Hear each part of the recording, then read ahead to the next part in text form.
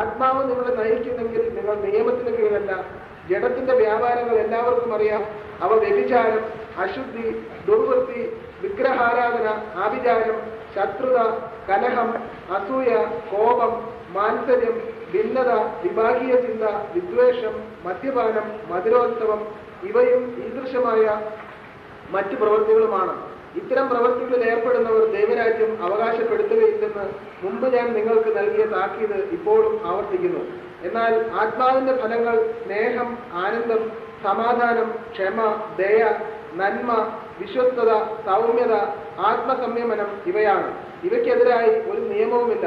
യേശുക്രിസ്തുവിനുള്ളവർ തങ്ങളുടെ ജഡത്തെ അതിന്റെ വികാരങ്ങളോടും മോഹങ്ങളോടും കൂടെ ക്രൂശിച്ചിരിക്കുന്നു.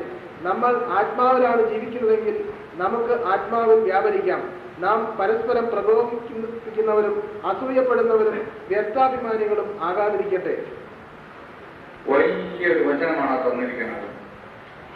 നമ്മുടെ ഹൃദയത്തിൽ എന്തെങ്കിലും വൈരാഗ്യ വിദ്വേഷത്തിന്റെ പേരുണ്ടെങ്കിൽ ഈശ്വരമായിട്ട് ബന്ധം വിട്ടുപോകുന്നുണ്ട്. എബ്രായർ 12:14-16 പറയാം. എല്ലാവരോടും സമാധാനത്തിൽ വർത്തിച്ച് വിശുദ്ധിക്ക് വേണ്ടി പരിശ്രമിക്കുവിൻ. വിശുദ്ധി കൂടാതെ ആർക്കും കർത്താവിനെ ദർശിക്കാൻ സാധിക്കുകയില്ല. ദൈവകൃപ ആർക്കും നഷ്ടപ്പെടാതിരിക്കാൻ ശ്രദ്ധിക്കുവിൻ. വിദ്വേഷത്തിന്റെ വേര് വളർന്ന് ഉപദ്രവം ചെയ്യാതിരിക്കാൻ സൂക്ഷിക്കുവിൻ. വിദ്വേഷം മൂലം പലരും അശുദ്ധരായിത്തീരുന്നു. ഒരു നേരത്തെ ഭക്ഷണത്തിന് വേണ്ടി തന്റെ കടിഞ്ഞൂൽ പുത്ര സ്ഥാനം വിറ്റ ഏസാവിനെ പോലെ ആരും അസന്മാർഗിയോ അധാർമികനോ ആകരുത്. പിന്നീട് അവകാശം പ്രാപിക്കാൻ ആഗ്രഹിച്ചപ്പോൾ അവൻ തിരസ്കരിക്കപ്പെട്ടുവെന്ന് നിങ്ങൾക്കറിയാമല്ലോ. കണ്ണീരോടെ അവൻ അത് ആഗ്രഹിച്ചെങ്കിലും അനുദപിക്കാൻ അവൻ അവസരം ലഭിച്ചില്ല. വിദ്വേഷം വരുമ്പോൾ വേറെ പാവങ്ങളെല്ലാം വരും അതിന്റെ കൂടെ. അതാണ് ഒരു വലിയ വ്യത്യാസം. പാവങ്ങൾ നാം തന്നെ ഇന്ന് ഒരു വചനം കേട്ടപ്പോ ദാനിയേൽ പ്രവാചകൻ 5:1-4 വനത്തില് അവിടെ ഒരു കള്ളുകുടി നടന്നു. പെണ്ണുങ്ങളും കുടിച്ചു, എല്ലാം കൂടി കുടിച്ചു. അത് കഴിഞ്ഞ പിന്നെ എന്താ ചെയ്തത്? ഉടനെ വിഗ്രഹാരം പോയി ചെയ്ത വേറെ നമുക്ക് വേച്ചാകുമല്ലോ. അത് കുടിച്ചു കഴിഞ്ഞാൽ കള്ളുഷാപ്പിൽ നിന്ന് ബാറിൽ നിന്ന് കുടിച്ചു കഴിഞ്ഞാൽ നെക്സ്റ്റ് പ്രോഗ്രാം എന്തായിരിക്കും? അടിയാന്നല്ല, പിന്നെ അത് കഴിഞ്ഞിട്ട് വേണ്ടാത്ത പ്രവർത്തനമൊക്കെ പോകും ഇല്ലേ? പോയില്ലേ? കാര്യം കുട്ടി കഴിഞ്ഞ് അതുകൊണ്ട് മദ്യം വന്നു കഴിഞ്ഞാൽ 28 എല്ലാം തെറ്റിപ്പോകും. അവിടെ വെച്ചെടുക്കുന്ന തീരുമാനങ്ങൾ എന്തൊക്കെയായിരിക്കും? ജഡ്ജിക്ക് തീരുമാനങ്ങളായിരിക്കും, പാപകരമായ തീരുമാനങ്ങളായിരിക്കും. പാപത്തിന്റെ വേദന മരണം. റോമാ 6:23. അതുകൊണ്ടാണ് മദ്യം ഒരു സർപ്പമാണെന്നൊക്കെ പറയുന്നത്. മദ്യം സുഭാഷിതം 20 മുതൽ 29-35 വനത്തിൽ പറയുന്നത് അണലിപ്പാമ്പാണെന്ന് കടിച്ചാൽ മരണമാണെന്ന്. എന്നിട്ട് പറയാൻ കുട്ടിച്ചിട്ട് ഛർദ്ദിക്കാലും എന്നെ തച്ചിട്ട് തല്ല് കൊണ്ടില്ലെന്ന് പറയും. ഇങ്ങോട്ട് തല്ല് കൊണ്ടില്ല. അത് വായിച്ചറിയാം. കുട്ടിക്കുന്ന ദൈവത്തിന്റെ പദ്ധതി അവൻ വീണ്ടും കുടിപ്പിക്കും. ചാടാനും 2 ജീവനും കൂടി കൂട്ടിക്കുടിപ്പിക്കും. അത് ദുരിതം എവിടെയാണ്? യെശയ്യാ 5:22. ചെറുതൊക്കെ നല്ല രസമായിട്ടുണ്ട്. അത് 2 കൂടി കൂട്ടിക്കുടിച്ച് അത് ദുരിതമാണെന്ന് അവൻ അറിയണില്ല. പിന്നെ ഒരു 40-48 വയസ്സ് മുമ്പ് തന്നെ എന്ത് ശ്രദ്ധിക്കും? ശ്രദ്ധിക്കും. ജെറമ്യാ 25:27-30 വേണം. അവരിലൊക്കെ ചിത്തഭ്രമം ഉണ്ടാവും. ഒക്കെ അറിഞ്ഞിരിക്കണം. ജെറമ്യാ 25:16.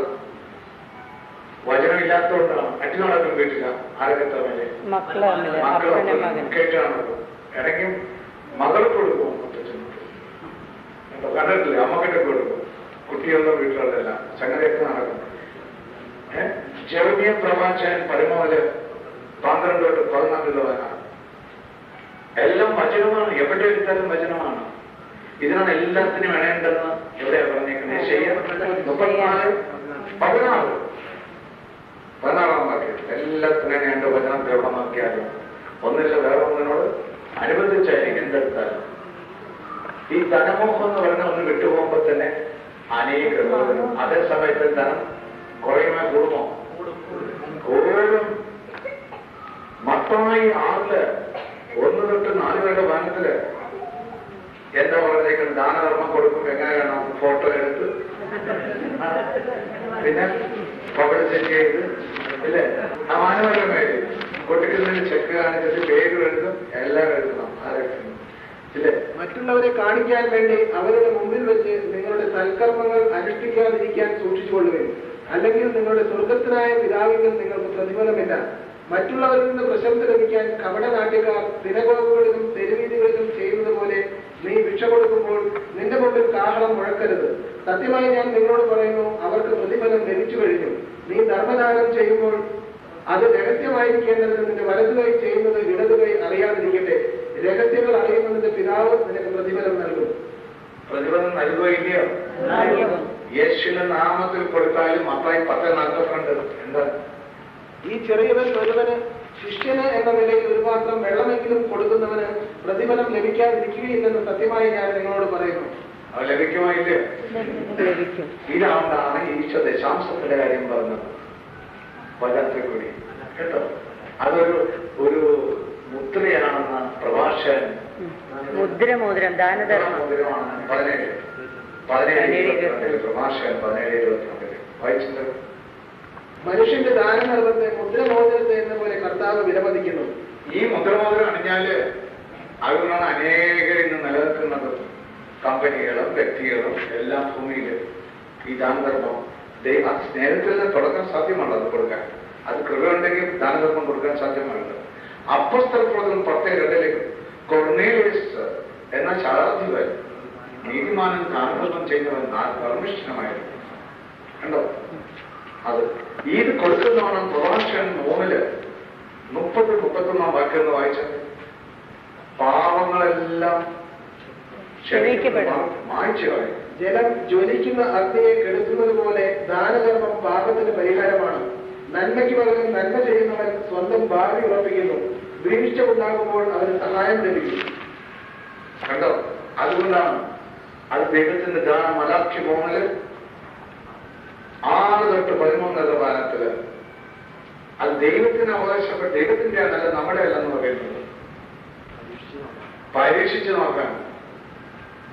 കർത്താവായ എനിക്ക് മാറ്റമില്ല, അതുകൊണ്ട് യാക്കോബിന്റെ സന്തതികളെ നിങ്ങൾ പൂർണ്ണമായി സംഹരിക്കപ്പെട്ടിട്ടില്ല. നിങ്ങളുടെ പിതാക്കന്മാരുടെ കാലം മുതൽ എന്റെ കൽപ്പനകളിൽ നിന്ന് നിങ്ങൾ വ്യതിചലിച്ചു, അവ അനുഷ്ഠിച്ചില്ല. നിങ്ങൾ എന്റെ അടുക്കലേക്ക് മടങ്ങി വരുവിൻ, അപ്പോൾ ഞാൻ നിങ്ങളുടെ അടുത്തേക്ക് വരാം. സൈന്യങ്ങളുടെ കർത്താവ് അരുളി ചെയ്യുന്നു. എന്നാൽ നിങ്ങൾ ചോദിക്കുന്നു, എങ്ങനെയാണ് ഞങ്ങൾ മടങ്ങി വരേണ്ടത്? മനുഷ്യൻ ദൈവത്തെ കൊള്ളയടിക്കുമോ? എന്നാൽ നിങ്ങൾ എന്നെ കൊള്ള ചെയ്യുന്നു. എങ്ങനെയാണ് ഞങ്ങൾ അങ്ങനെ കൊള്ള ചെയ്യുന്നത് നിങ്ങൾ ചോദിക്കുന്നു. ദശാംശങ്ങളിലും കാഴ്ചകളിലും തന്നെ. നിങ്ങൾ ജനം മുഴുവനും എന്നെ കൊള്ള ചെയ്യുന്നത് കൊണ്ട് നിങ്ങൾ അഭിശപ്തരാണ്. ദശാംശം മുഴുവൻ കലവറയിലേക്ക് കൊണ്ടുവരുവിൻ. എന്റെ ആലയത്തിൽ ഭക്ഷണമുണ്ടാകട്ടെ. ഞാൻ നിങ്ങൾക്കായി സ്വർഗ കവാടങ്ങൾ തുറന്ന് അനുഗ്രഹങ്ങൾ വർഷിക്കുകയില്ലേ എന്ന് നിങ്ങൾ പരീക്ഷിക്കുവിൻ. സൈന്യങ്ങളുടെ കർത്താവ് അരുളി ചെയ്യുന്നു. ഞാൻ നിങ്ങൾക്ക് വേണ്ടി വെട്ടുക്കിളികളെ ശാസിക്കും. അവൻ നിങ്ങളുടെ ഭൂമിയിലെ ഫലങ്ങൾ നശിപ്പിക്കുകയില്ല. നിങ്ങളുടെ വയലുകളിലെ മുന്തിരിച്ചെടികൾ ഫലശൂന്യമാവുകയില്ല. സൈന്യങ്ങളുടെ കർത്താവ് അരുളി ചെയ്യുന്നു. അനുഗ്രഹീതർ എന്ന് ജനതകൾ നിങ്ങളെ വിളിക്കും. നിങ്ങളുടെ ദേശം ആനന്ദത്തിന്റെ ദേശമാകും. സൈന്യങ്ങളുടെ കർത്താവ് അരുളി ചെയ്യുന്നു. കണ്ടോ? ഇത് ദാനധർമ്മങ്ങൾ. ഇത് ഞാൻ ആദ്യത്തെ ക്ലാസ്സിൽ ഒന്ന് പറഞ്ഞിരുന്നില്ല. നിങ്ങളത് സ്വീകരിക്കല്ലേ? അത് കൊല്ലങ്ങൾ എടുക്കണം. അതാണ് വന്നു കഴിയുമ്പോൾ അതാണ് ഓരോരോ കാര്യങ്ങൾ വെളിപ്പെടുത്തിത്തരുന്നത്. നിയമാവർത്തനം 15-1-11 വാരത്തില് വായിച്ചു. ഓരോ 7 വർഷം തികയുമ്പോഴും ഋണമോചനം നൽകണം. മോചനത്തിന്റെ രീതി ഇതാണ്. ആരെങ്കിലും അയൽക്കാരന് കടം കൊടുത്തിട്ടുണ്ടെങ്കിൽ അത് ഇളവ് ചെയ്യണം. അയൽക്കാരനിൽ നിന്നോ സഹോദരനിൽ നിന്നോ അത് ഈടാക്കരുത്. എന്നാൽ കർത്താവിന്റെ മോചനം പ്രഖ്യാപിക്കപ്പെട്ടിരിക്കുന്നു. വിദേശീയരിൽ നിന്ന് കടം ഈടാക്കിക്കൊള്ളുക. എന്നാൽ നിന്റേത് എന്തെങ്കിലും നിന്റെ സഹോദരന്റെ കൈവശം ഉണ്ടെങ്കിൽ അത് ഇളവ് ചെയ്യണം. നിങ്ങളുടെ ഇടയിൽ ദരിദ്രർ ഉണ്ടായിരിക്കുകയില്ല. എന്നാൽ നിങ്ങളുടെ ദൈവമായ കർത്താവ് നിങ്ങൾക്ക് അവകാശമായി തരുന്ന ദേശത്ത് നിങ്ങൾ അവിടുത്തെ വാക്ക് കേൾക്കുകയും ഞാൻ ഇന്ന് നൽകുന്ന അവിടുത്തെ കൽപ്പനകളെല്ലാം ശ്രദ്ധാപൂർവം പാലിക്കുകയും ചെയ്താൽ അവിടുന്ന് നിങ്ങളെ സമൃദ്ധമായി അനുഗ്രഹിക്കും.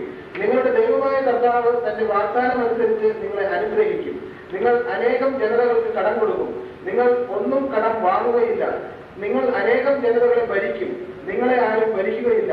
നിങ്ങളുടെ ദൈവമായ കർത്താവ് നിങ്ങൾക്ക് നൽകുന്ന ദേശത്തെ പട്ടണങ്ങളിൽ ഏതെങ്കിലും ഒരു സഹോദരൻ ദരിദ്രനായിട്ടുണ്ടെങ്കിൽ നീ നിന്റെ ഹൃദയം കഠിനമാക്കുകയോ അവന് സഹായം നിരസിക്കുകയോ അരുത്.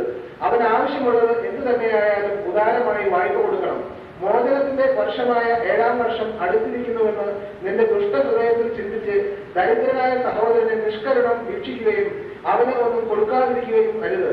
അവൻ നിനക്കെതിരായി കർത്താവിന്റെ സന്നിധിയിൽ നിലവിളിക്കുകയും അങ്ങനെ അത് നിനക്ക് പാപമായി തീരുകയും ചെയ്യാതിരിക്കാൻ സൂക്ഷിച്ചുകൊള്ളുക. നീ അവന് ഉദാരമായി കടം കൊടുക്കണം, അതിൽ ഖേദിക്കരുത്. നിന്റെ ദൈവമായ കർത്താവ് നീ ചെയ്യുന്ന എല്ലാ ജോലികളിലും നീ ആരംഭിക്കുന്ന എല്ലാ പ്രവൃത്തികളിലും നിന്നെ അനുഗ്രഹിക്കും. ഭൂമിയിൽ ദരിദ്രർ എന്നും ഉണ്ടായിരിക്കും. ആകയാൽ നിന്റെ നാട്ടിൽ വസിക്കുന്ന അഗതിയും ദരിദ്രനുമായ നിന്റെ സഹോദരന് വേണ്ടി കൈ അയച്ചു കൊടുക്കുക എന്ന് ഞാൻ നിന്നോട് കൽപ്പിക്കുന്നു.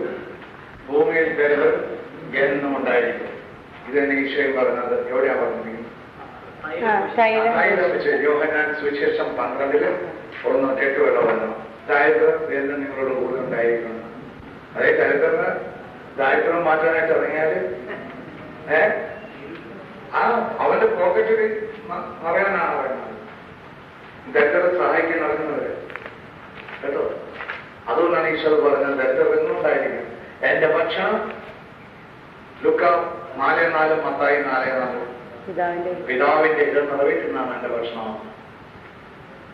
ഇതെല്ലാം കർത്താവിന്റെ സ്നേഹവും കൃപയും വരുമ്പോൾ ചെയ്യുന്നതാണ് ദാനധർമ്മങ്ങൾ. കണ്ടോ, എല്ലാവരും ചെയ്യുന്ന ആ കൃപയിലാണ്. യാക്കോബ് 1:26-27 വാക്യത്തില് വിധവകളെയും അനാഥരെയും ചെയ്യുക, അവർക്ക് കൊടുക്കുക. പിന്നെ നിങ്ങൾ നാക്കിനെ നിയന്ത്രിക്കുക, അതും ദാനധർമ്മമില്ല. പിന്നെ വിശുദ്ധി പാലിക്കുക. 3 കൂടി വരുമ്പോഴാണ് ദാനധർമ്മമാകുന്നത്.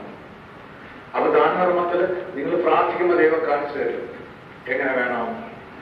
അതാണ് മത്തായി 4:4 കൊടുക്കാനുള്ളത്. യോഹന്നാൻ 4:34 എന്റെ പിതാവിന്റെ ഹിതം നിറവേറ്റുന്നതാണ് എന്റെ ഭക്ഷണം, അവന് കൊടുക്കുക ഭക്ഷണം. അതായത് ദൈവരാജ്യത്തിന് വേണ്ടി, ദൈവരാജ്യം അനേക ആത്മാക്കളെ പിടിക്കാനായിട്ട് നിങ്ങൾ പോകുന്നത് മീൻപിടുത്തക്കാരാണ്. ലൂക്ക 5:10 ദൈവം നിങ്ങളെ വിളിച്ചിരിക്കുന്നത് വല തന്നിട്ടുണ്ട്. വല കെട്ടണമെങ്കിൽ ദാനധർമ്മം കൊടുക്കണം.